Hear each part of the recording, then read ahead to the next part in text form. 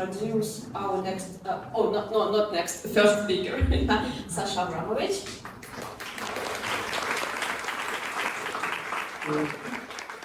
Yeah, break the ice with the Serbian guy. As she said, my name is Saša. I am QA automation engineer at a company called Belgrade. And a few months ago, I passed ISPQB AI testing certification, and today I would like to share a part of what I learned during that process. Now, before we start, I want to see show of hands. How many of you here are QA engineers? Okay, almost everyone, perfect. Now, why I ask that? How many of you are a bit concerned about the future of QA with AI taking over? No one? Oh yeah, there, okay. Just a few people. You're really going to like this presentation. So let's start. First, what is the difference between traditional software that we're used to and AI models? With traditional software, we have clear inputs and outputs. We know how it works. So when we start testing, we get acceptance criteria. We can write our tests, and those tests are going to work anytime in the future if the system is not changed. With AI testing, it's a little bit different because AI models are probabilistic and non-deterministic. What does it mean? Probabilistic. When you roll a dice, you can get one of the 6 numbers, but you have no idea what number you're going to get. You can roll it 100 times, 1,000 times. Each time, for your input, you don't know what the output is going to be. And that means it's probabilistic. A good example for that would be rank brain. That is Google's algorithm for understanding inputs. Like when you ask, for example, best restaurants in the neighborhood, you're going to get a list of restaurants. But when someone else types the same query, he's going to get different results. It means that it is probabilistic system. And non-deterministic. Now imagine this cute mouse in a maze. There is only one exit. And when that mouse gets to an intersection, he can go left, right, or straight. But we have no idea where he's going to go. He's going to get out eventually, but we don't know which path he's going to take. An example for this would be AlphaGo. That is an AI model trained to play the game Go, and when you play against it, you may make the same moves, but at some point it's going to make a different move than previously, and it's going to win, because it's that good. And for this reason, our test cannot be static. We need to adapt our tests over time. What are the challenges when we are testing AI models? First of all, complexity. AI models are complex, but also they can evolve. They can change over time. So if you imagine testing traditional software as shooting arrows at a target, over time you are going to get better at it. With testing AI models, that doesn't have to be the case because the target is moving all the time. And every time you hit it, it becomes smaller. AI models become difficult to test because they evolve. Explainability, uncertainty. We already talked about that, probabilistic and non-deterministic nature of AI models. Data dependency, well, we'll talk more about data a bit later, but in AI models, everything starts and ends with data. It's crucial. And explainability. It's very difficult to look at the AI model and understand how it works. And QAs really don't like black boxes. We like to know how things work so we can see what is wrong if something doesn't work well. Data. One of the most important things with AI models, also when we are testing AI models, is data. And what we need to pay attention to is the diversity, because if a certain model is trained on certain demographic, it's not going to work on a different demographic. It's going to have poor performance. So when we are testing it, we also need to be aware in which situations that AI model is going to be used and on which demographics it can apply. So our testing data needs to be diverse. Volume, the more the merrier, not much to say there. Quality, yeah, it means that our data that we use for training as well as for testing needs to be accurate and needs to be current. And labeling. Labeling is very important when training AI models, and there can be errors in labeling. They can be intentional, non-intentional, human errors, systemic errors. And what we can do to test if labeling is correct, we can take a random set of training data and verify if that data is correctly labeled or not. Wow, now when we test the AI model, we need to assess its performance. And there are several metrics that we can use for that. I listed a few here that are, what, to be honest, easiest to explain. We have a model that looks at images and decides if it's an animal or not. And what we have here is something called confusion matrix. There we can see the results of our model's work. It has some true positives, correct predictions, true negatives, also correct predictions, but it also has some incorrect predictions, false negatives and false positives. And they are important for our equations that I'm going to present now. First one is accuracy. Accuracy is like an overall correctness of our AI model. As you can see, it is affected by both false positive and false negative results. It means that it takes into account all the mistakes that our system made. This is specifically good for facial recognition. We can assess performance of facial recognition model using accuracy. Recall is mostly affected by false negatives. Now, what does it mean? The more false negative results, the worse the score. This is very useful, for example, imagine cancer recognition AI model. We present it with images of human cells, of which some have cancer, some do not have cancer. If it mistakenly tells us for a cell that it does have cancer, well, the doctors are going to test it. They're going to say, no, that was wrong. There is no high cost in that. But if it mistakenly tells us for a cell that it's a healthy cell, that can have a very high cost. So that's where we use the recall. Precision is affected by false positives mostly. We can use it for spam detection. If from time to time we get spam email, no harm done. We're going to delete it. It will not affect us that much. But if there is an important email that was mistakenly flagged as spam and we miss it, that has a very high cost. In that case, we use precision. And F1 score, it kind of balances the two. A good application of F1 score would be for financial transactions. For example, I don't often buy magazines. I go to a store, I buy 10 magazines, $2 each. No one cares. I don't want that to be flagged as an error. But if I go to a car dealership and I buy a car that's $35,000, $50,000, I would like that to raise some red flags. I would like the system to react and someone to call me and ask me, sir, are you crazy? Or are you buying a car? Let's proceed.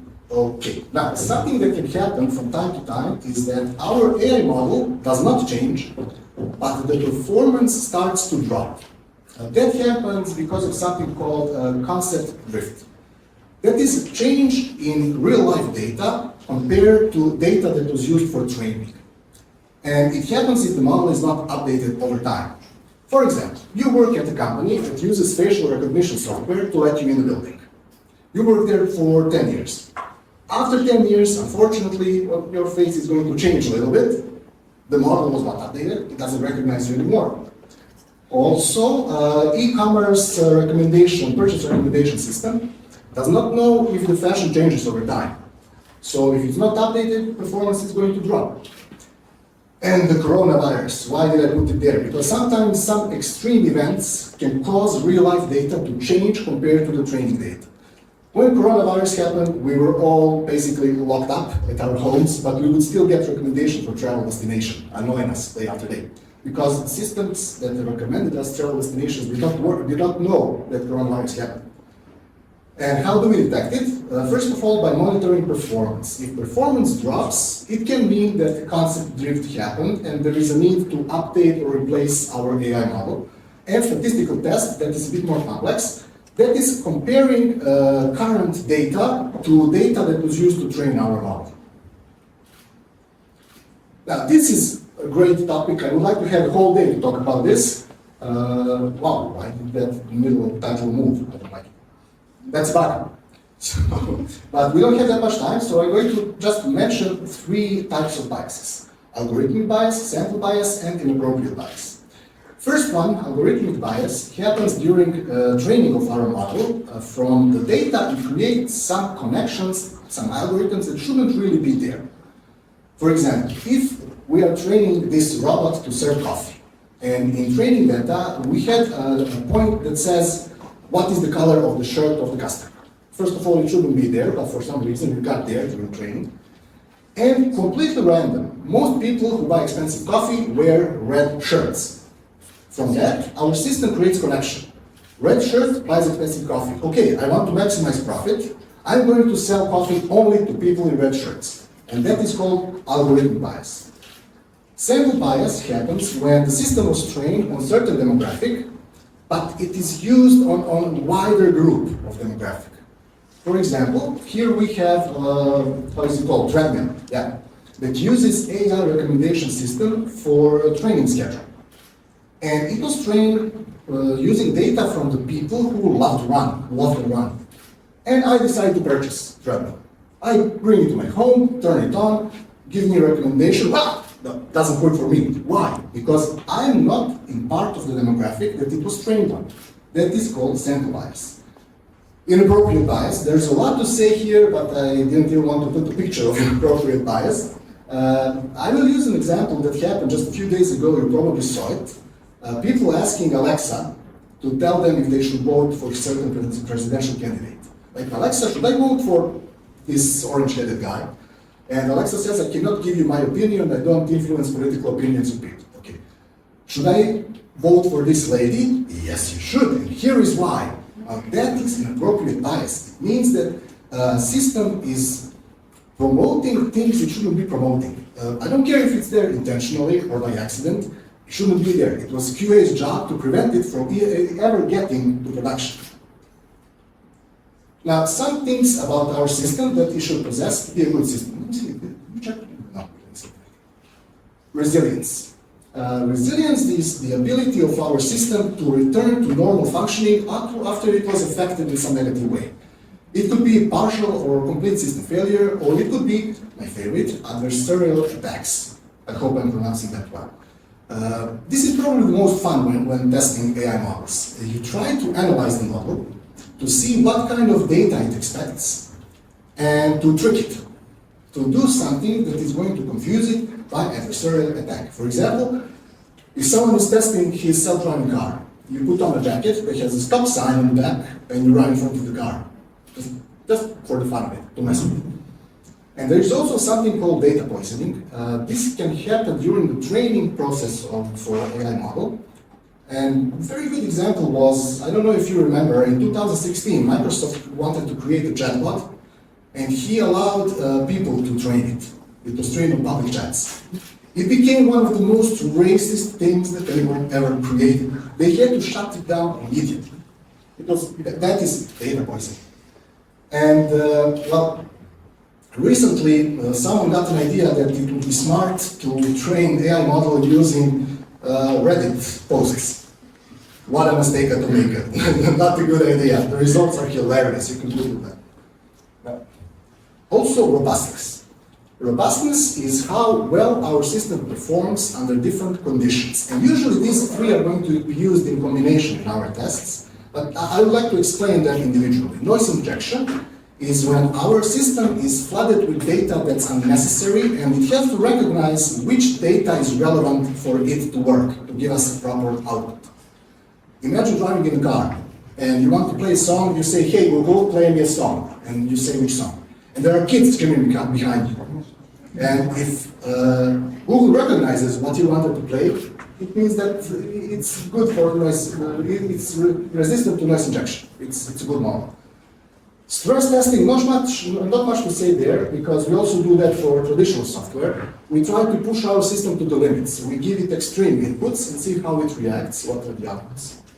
And scenario-based testing, well, it's a good thing that when testing AI models, we can usually use simulated environments, so we can change scenarios however we want. But we have to be careful. We have to analyze the model, see where and how it's going to be used, and not take it too far. Right? We are not going to check how a self-driving car works in a nuclear catastrophe situation, because that's not likely to happen. But we can check how it works if a bunch of pedestrians run out of the road, and we test it that way. So it is our job as QAs to create proper scenarios to test specific AI models.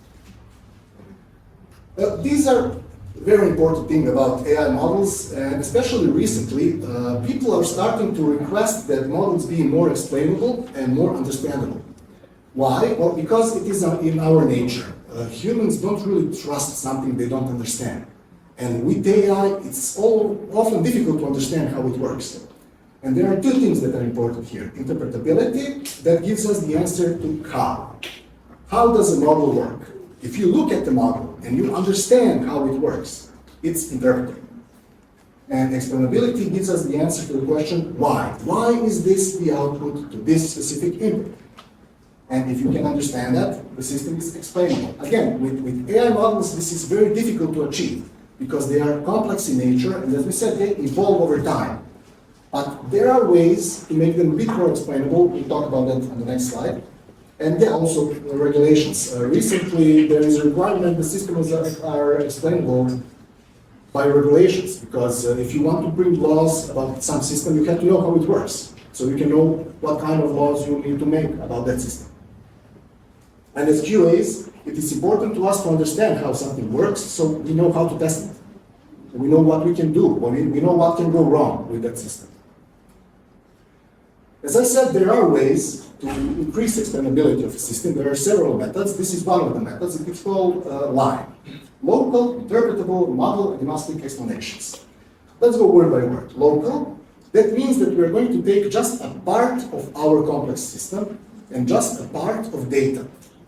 Interpretable, well, we are going to make it easier to understand, right? Model agnostic, it means that this can be applied to any type of AI model, and explanations is because they needed an E to create the LIME title for this. What is it? To explain an example, imagine that we have a healthcare AI model that analyzes the blood results of patients and give us possible diseases that the patient can have. A bunch of entry points, a bunch of outputs. There is no way we can understand how it works. What we do is, we pick a patient, one patient we think is good representative, and we pick one output. For example, does he have or does he not have diabetes? We run the data through our existing system, we get the result, we save it. Then we change inputs a little bit, like let's change cholesterol levels and see what is the output. We do that many times, and when we finish, we have a bunch of data that we are now going to use to create a simpler model. So we train a new AI model that uses data for one patient that we basically fabricated. We changed the inputs and see what the outputs are. And in that way, we got like a part of our complex system explained in a much simpler system. There are good sides of this and bad sides of this. Good sides is that we can do focus testing, we can test it part by part. And the bad thing is that, well, how do we know that that patient was a good representative? It can be sampling bias. Or how do we know that our simple model works as the same way as our complex model? So again, this is not the perfect solution, but sometimes we need it so we can understand the model better. This is something that you are maybe familiar with. Back-to-back testing. The best case when we can apply this is when we are trying to replace existing traditional software system with a system that includes AI model in it. What we do here is we use both systems with the same data and we compare the outputs. Now, if we trust the original system, if we know it works well, we can detect errors in our AI model, and we can validate our AI model's outputs. And benefits are that we can easily detect defects that way, and it is very cost effective because we already have an existing system that we are trying to replace. Next thing, A/B testing. Not much to say here because we also use this in traditional software. When we use two different versions of the same software and try to compare them. Basically, we use different sets of data or different group of people to test that. And we can optimize performance this way. We can basically decide which version is better. It can also be used with AI models. After we are done testing and implementing our AI model, it is important to monitor performance. As we mentioned before, a drop in performance can happen even if there are no changes in our model. And to do that, we have a bunch of tools. They are really project dependent. When you get a project that you need to analyze and to monitor, you are going to decide which tools you are going to use. And some of them have dashboards that give you data, some of them have automated alerts that can give you early warnings that something is going wrong. And there are some challenges involved with this. Data overload, yeah, because when we are continuously monitoring AI model, it has a bunch of inputs, bunch of outputs. Data is going to pile up over time, we have to be careful about that. Cost considerations, yeah, especially if you're working on the cloud, it's going to be expensive. And limited influence, what does it mean? Well, even when we detect that there is a problem in our AI model, when we react, there are certain things that have to be done before those problems are fixed. It's not like in traditional software, you give it to a developer, he fixes a bug, you retest the bug. In some cases, AI model has to be retrained or even replaced. So that's why we have limited influence over that. Ethics in AI testing, also a big topic that we could talk about all day, but unfortunately time is limited. As you can see, I'm speaking really fast as a disclaimer at the end of truck commercial because of limited time and so many things to say. We already talked about bias detection and mitigation of it, transparency, explainability, data, very important when testing AI, so you have to sterilize it. You cannot use personal information when you train or when you test an AI model. That's a no-no, that's against the law, but as we know, it's not always respected. And we have to have diverse testing teams. Why is that? Because for me or for you, ethics might not mean the same thing. That's why we also need diversity in testing teams. Future trends in AI testing. Well, your guess is as good as mine. Are we on the left side or on the right side of this screen in 10 years? It depends. It depends on whose hands AI is going to be and who is going to test it. Are we going to do a good job or not so good job? Basically, what I think is going to happen, I might be completely wrong, IT industry is forcing AI because there is money there. Investors want to invest money in anything AI related. Customers, clients are pushing AI because they heard it's a good thing, it's going to fix all their problems. And I don't see that changing anytime soon. So in the future, yes, AI is going to be a big part of everything we do. If it is necessary or not necessary, doesn't matter. I mean, we're going to have a client who makes, I don't know, portable fridge. And he's going to say, well, I want AI in that. Why? I heard it's a good thing. Yeah, that's going to happen because it's a hype. And we have to be prepared for that. What we have to do is position ourselves as QAs. So we talk from, we have arguments to explain why it should be tested, and we have knowledge to start testing when the time comes. Right? So that's it from me. If you have any questions that are related to the topic, or ISTQB AI testing certification, anything, feel free to ask.